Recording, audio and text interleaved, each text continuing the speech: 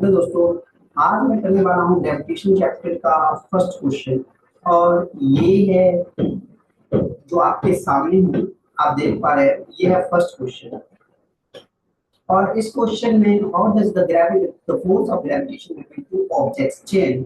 कहा जा रहा है कि जो दो ऑब्जेक्ट है उसके बीच में अगर फोर्स कैसे चेंज होगा, कैसे अगर डिस्टेंस कैसे चेंज होगा अगर डिस्टेंस को क्या किया जाए, distance between them is reduce to half. Means आपके पास ये दो ऑब्जेक्ट है और इस दो ऑब्जेक्ट के बीच में फोर्स एक्ट कर रहा है और ये डिस्टेंस अगर डी और डी से अगर इस डिस्टेंस को आप रिड्यूस करके डी अपॉन टू कर दो तो इसका इसके बीच में जो फोर्स है, ग्रेविटेशनल फोर्स है, वो कितना काम कर रहा है।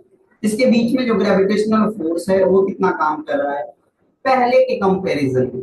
पहले जितना काम करता था उसका ये अब कितना काम करता है, आधा करता है या वन फोर्थ करता है।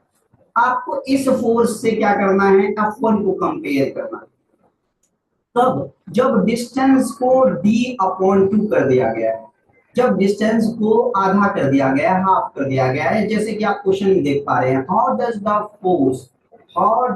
Force of gravitational between two objects change when the distance between them is reduced to half. Distance को जब रिड्यूस करके हाफ कर दिया जाए तो फोर्स क्या होगा। जैसे कि आपको पता होगा कि F इज इक्वल टू होता है जी m1 m2 upon d square. अब आपको क्या कहा गया है कि यहाँ पे d नहीं आएगा, अब आएगा आपका d अपॉन टू। तो अब न्यू फोर्स जो डेवलप होगा उसको हम मान लेते हैं F1 which is equal to ji m1 m2 upon d square को बोल देते हैं d अपॉन टू का whole square. Is it clear? Okay, now d upon two का होल स्क्वायर। अब आपको पता होगा जब इसको स्क्वायर करोगे आप G m1 m2 upon d का स्क्वायर d अपॉन टू, इसका मतलब सिंपल ये है कि d upon two multiply by d upon two. So d multiply by d square and 2 multiply by 2 4। Now ये अगर आप देख पा रहे हो कि डिस्टेंस को हाफ कर दिया जाए तो ये 4 ऊपर में शिफ्ट होगा, इक्वल टू अगर यहाँ पे होता है तो ये 4 ऊपर में शिफ्ट होगा। So which is equal to ji m1 m2 upon d square multiply by यहाँ पे क्या है 4। ये 4 को क्या किया मैंने, ऊपर में शिफ्ट कर दिया यहाँ पे न्यूमरेटर में। और अब क्या करेंगे, अब नेक्स्ट स्लाइड पे पहले चलते हैं, उसके बाद इस देख लो आप, इस जो आपको ये डी स्क्वायर जी m1 m2 जो है ये क्या है, ये है एग्जैक्टली फोर्स। इसकी वैल्यू आप पुट करोगे और ये वैल्यू किसका फाइंड कर रहे हो आप, F1 का फाइंड कर रहे हो। कब, जब डिस्टेंस को आपने आधा कर दिया है, रिड्यूस कर दिया है, तब आप फाइंड कर रहे हो। ठीक है, आप अब वैल्यू को पुट करोगे, ये F की वैल्यू को पुट करोगे इस इक्वेशन में। ठीक है, तो पुट करो। नेक्स्ट स्लाइड में चलते हैं पहले।